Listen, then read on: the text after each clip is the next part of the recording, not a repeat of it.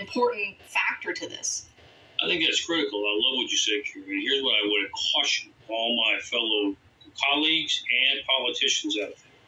Look, you're playing into a narrative. This is not by happenstance. This is by planned circumstance. They want to portray law enforcement as the bad, destructive force that must be eliminated so that they can bring in the feds. The feds have already said what they're planning. We're going to deal with violent crime by eliminating guns. Once we remove guns, especially from law-abiding citizens, there is nothing to keep this from becoming a dictatorship and a tyranny. And that's where they're headed, and they're playing into that narrative. And I'm encouraging my colleagues, don't buy into where they're trying to take this ultimately. The fact of the matter is, law enforcement, less than 1% by national polls, have ever had any concern, people with less than 1% of law enforcement about what their activities will be. The vast majority are extremely good. They're good at what they do. And quite frankly, when all the circumstances come out, 9 times out of 10, you understand the rationale. Even if they do, they're human, they will make mistakes. But understand that we live in a very wicked, vile world. Okay, and there are things that nobody wants to see, just as we have special forces in the military. Nobody wants to do the job, but it has to be done or we won't be safe. So give people a little bit of slack, a little benefit of the doubt, and allow the system to work. They will be held accountable for their actions, good or bad.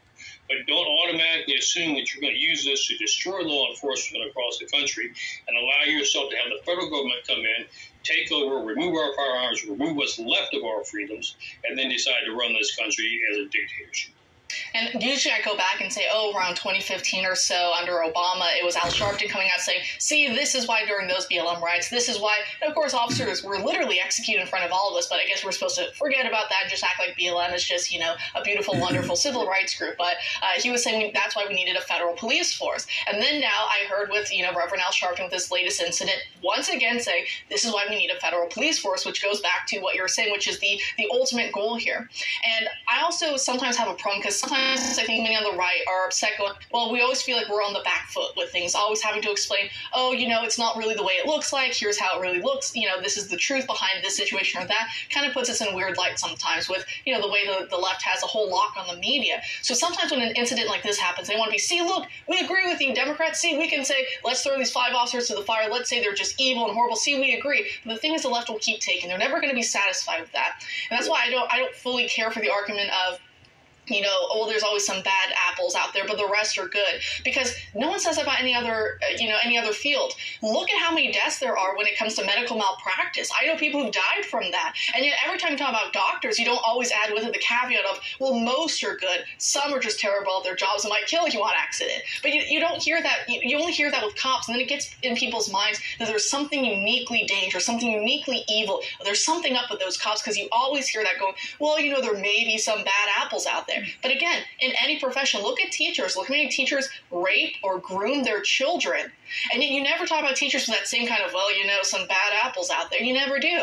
And so that's, I think also how we should be talking about, careful and talking about law enforcement, because again, it gets in people's mind the skittish idea of, if I get pulled over, what if it's the end for me? So, maybe I'm going to fight or act stupid.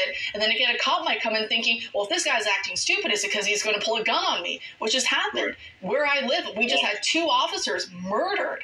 They're not going home to their families because of that. So it's very serious for officers, and I think we need to have some respect from all sides on where everyone's coming from. But Michael, fortunately, we're out of time. We could talk about this all night. Thanks for joining us tonight. Thank you, Gary. God bless you. Thank you for telling the truth. You as well. And with that, I'm all out of time for